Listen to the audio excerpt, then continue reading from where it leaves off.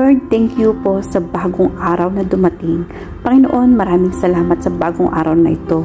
Maraming salamat sa masarap na tulog.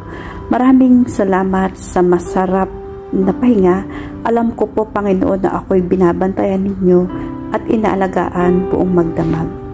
Haharapin ko po, Lord, ang araw na ito na puno ng pag-asa, ang aking puso't isipan sa aking buong pagkatao, sa aking buong araw, ngayong araw ko po, Lord, na hindi mo ako iiwan ngayong araw na ito at patuloy niyo akong sasamahan at bibigyan ng guidance.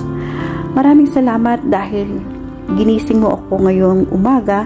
Ito ang alam kong mga araw na ito ay magiging blessed dahil andiyan ka, Lord.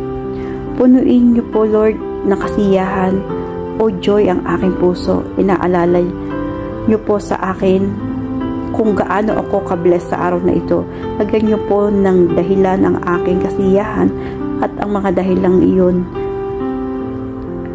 Kapag pumasok na po ang problema sa aking araw ngayon, ay remind niyo po ako ng inyong pagmamahal, ng inyong presensya, ng inyong kabaitan, ng inyong pag-aalaga na kayo po ay laging nandyan para ako ay alalayam.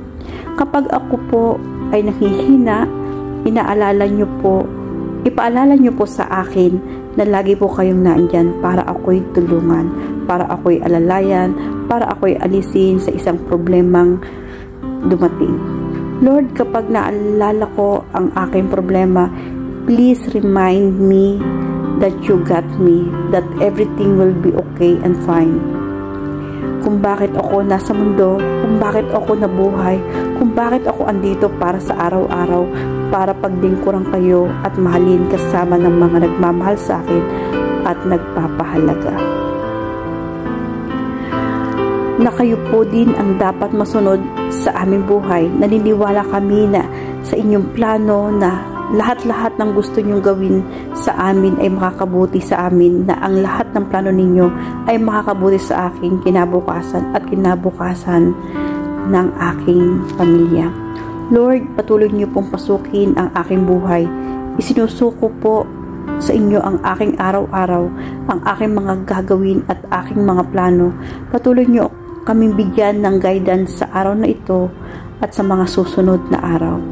Alam ko po, Lord, na ang araw na ito ay mas mabuti, mas maganda, mas protektibo kesa kahapon dahil ang lahat ay nagbabago. In Jesus' name we pray. Amen and amen.